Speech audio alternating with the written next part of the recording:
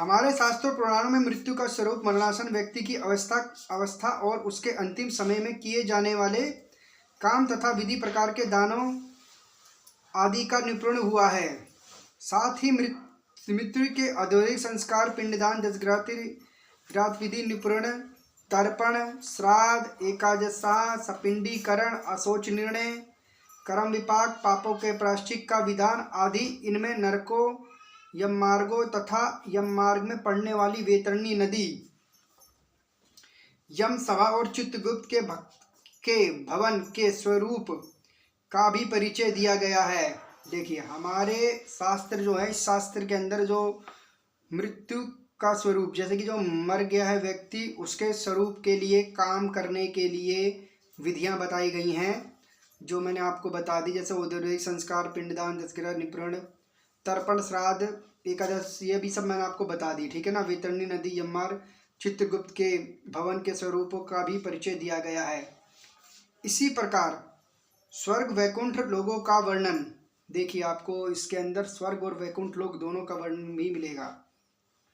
पुरुषार्थ, धर्म, अर्थ, काम और मोक्ष प्राप्त करने के विधि साधनों का निरूपण भी है। देखिए आगे ना वही जो मैंने आपसे बताया था। तो जुड़े रहिएगा आप सब मेरे ये यूट्यूब चैनल से, आपको अच्छी अच्छी कथाएं मैं आपको सुनाता रहूँगा। आदमी को क्या चाहिए? धर्म, अर्थ, काम और मोक्ष प्राप्त करने के विधि के निरूपण का है। और जन्म मरण से बंधन से मुक्त होने के लिए आत्मज्ञान का परिपाद भी प्राप्त है। जो जन्म मरण है उसी से बचने के लिए भी आत्मज्ञान का परिपाद भी प्राप्त है। इसमें 16 अध्याय हैं। जो मनुष्य इस गरुड़ पुराण को सुनता है या सुनाता है, चाहे जैसा भी इसका पाठ करता है, वह यममार्ग की यातनाओं को, भयंकर को तोड़कर निष्पाक होकर स्वर्ग प्राप्त करता है। यह ग्रंथ बड़ा ही पवित्र और पुण्यदायक है। जो ये ग्रंथ है हमारा, ये बहुत ही पवित्र और पुण्यदायक है। जो मनुष्य इस गरुड़ पुराण को सुनता है, देख लीजिए, जो सुन रहा है, जैसे कि मैं आप सबको सुना रहा हूँ, चाहे वो इसका एक भी पाठ करता है तो वो यम मार्ग की भयंकर यातनाओं को तोड़कर निष्पाप होकर के स्वर्गलोक की प्राप्ति करता है।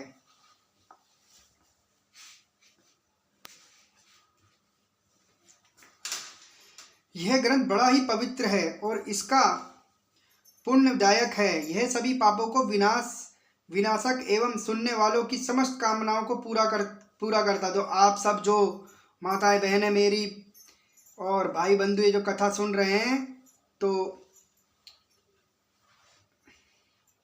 आप सभी की भी कामनाएं पूरी होंगी। इसका सदैव श्रवण करना चाहिए। तो इसको आप सभी को सदैव सुनना चाहिए। आप पढ़ तो पाएंगे नहीं, इतनी मोटी किताब होती है, मुझे भी पता है, कोई नहीं, मेरे बस की नहीं थी पढ़ने के लिए, पर मैंने धीरे धीरे पढ़ना प्रारंभ किया। आप सभी के लिए ही तो कर रहा हूँ, मैं अपने लिए थोड़ी नहीं कर रहा हूँ मैं ये।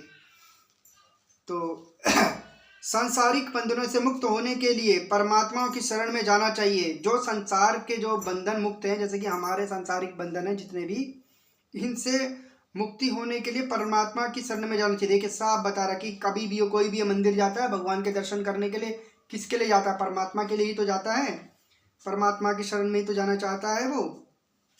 तो यह लक्ष्य प्राप्ति कर्म योग, ज्ञान अथवा भक्ति द्वारा किस प्रकार हो सकती है? मनुष्य इस लोक से जाने के बाद अपने परलौकिक जीवन को किस प्रकार सुख, समृद्धि एवं शांतिप्रद बना सकता है? ये मैंने आपको पिछले वाली ही वीडियो में बता दिया था।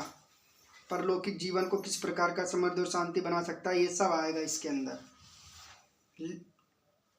ब्रह्मा जी ने भगवान विष्णु से सुना था। ब्रह्मा जी ने भगवान विष्णु से सुना था और ब्रह्मा जी ने ही इस पुराण को व्यास जी, सूत जी, दक्ष प्रजापति, नारद, सोनक आदि ऋषियों ने इस सर्वश्रेष्ठ पुराण को सुनाया था। भगवान विष्णु ने गरुड़ को सारभत भाग सुनाया था। जो भगवान विष्णु है उन्होंने गरुड़ को ये पूरा ही सुनाया था। इसलिए यह गरुड़ के लिए कथित सारतत्व गरुड़ पुराण के नाम से प्रसिद्ध हो गया। यह प्राणी को धर्म, काम, धन और मोक्ष आदि सभी फलों को देने वाला है। देखिए मैंने बताया था ना आपसे, यह पुराण जो है धर्म, आप सबको ये लग रहा होगा कि ये कैसे बता रहे हैं, तो मैं औरों की तरह नहीं, मैं तो सीधा यही बता रहा हूँ कि पूरी जितनी भी कथा के अंदर पूरा लिखा है ये मैं पूरा ही बता रहा हूँ और आप सबको ध्यान से पूरा सुनना है। ठीक है, बस ये याद रखना है कि हमें ध्यान से सुनना है जो भी गुरुजी ये अपना बता रहे हैं। जो मनुष्य एकाग्रित होकर इस महापुराण का पाठ करता है, देखिए, जो मनुष्य एकाग्रित होकर इस गरुड़ पुराण का पाठ करता है, सुनता है अथवा सुनाता है, इसको लिखता है, लिखाता है, ग्रंथ के रूप में इसे अपने पास रखता है। तो इसमें क्या आ गई कि मेरा कैमरा थोड़ा ठीक नहीं है, फ़ोन मेरे वो छोटा ही फ़ोन है, कम मेगापिक्सल का फ़ोन है ये, इसीलिए थोड़ा सही से नहीं आ रहा होगा। अच्छे तरीके से देखिए, जैसा है वैसा ही मैं आपको अभी बता रहा हूँ। जो मनुष्य एकाग्रित होकर के जैसे बैठ करके एक जगह महापुराण का पाठ करता है, सुनता है अथवा सुनाता है, मैं आपको, आप सुन भी रहे हैं और मैं आपको सुना भी रहा हूँ, इसको लिखता है, जैसे मैं लिखता भी हूँ ना, और अगर मैं आप सबों को लिखा भी सकता हूँ, इसे ग्रंथ के रूप में अपने पास रखता है, तो वह यदि धर्मार्थी है तो उसे धर्म की प्राप्ति होती है, यदि वह अर्थ का अभिलाषी है तो उसे अर्थ प्राप्त करता है। मेरा फ्रंट कैमरा ठीक नहीं है, इसीलिए मैं बैक कैमरा से ही बनाता हूँ वीडियो, क्योंकि मेरा फ्रंट कैमरा इतना अच्छा नहीं है जिससे मैं ये वीडियो बना पाऊँ, तो मैं ये बैक कैमरे से ही वीडियो बनाता हूँ। जैसा भी है दिख रहा है वैसे ही बनाना पड़ता है, क्या करें। यदि वह कामी है तो उसकी कामनाएं पूर्ण होती है, यदि वो मोक्ष का प्राप्त करने का इच्छुक है तो उसे मोक्ष प्राप्ति होती है। मनुष्य जिस जिस वस्तु की कामना करता है वह सब इस गरुड़ महापुराण को सुनने से प्राप्त हो जाता है। ठीक है,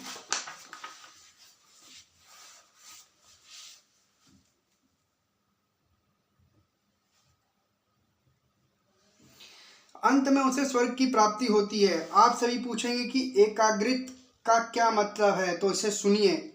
एक ही जगह एकाग्रित का मतलब जो है वो एक ही जगह या एक ही काम पर पूरी तरह से ध्यान केंद्रित करना। जैसे मैंने इस पुराण के लिए पूरी तरीके से मैंने ध्यान अब केंद्रित कर लिया है आप सभी के लिए, जिसका मन इधर उधर ना भटके और जो किसी एक बात में पूरी तरह लीन हो जाए, जैसे कि जो अब ये पढ़ रहा है उसी बात पे अपना लीन हो जाए।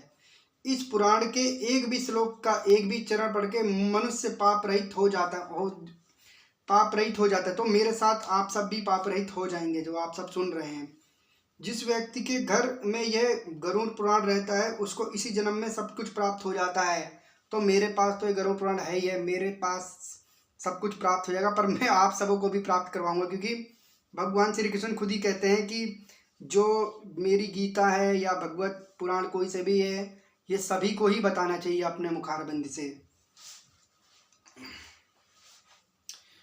जो मनुष्य इस महापुराण के एक भी श्लोक का पाठ करता है उसकी अकाल मृत्यु नहीं होती है।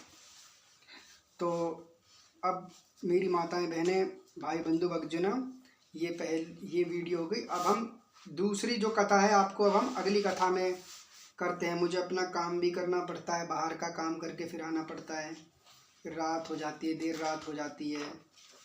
उसके बाद फिर मुझे ये कथा पढ़ना पड़ता है, पढ़ करके लिखना पड़ता है, फिर जितनी भी अच्छी बातें लिखी हुई हैं आप सबों के लिए सामने फिर मैं इसको सुनाता हूँ। ठीक है, चलिए अब दूसरी कथा आपकी बहुत जल्दी आएगी।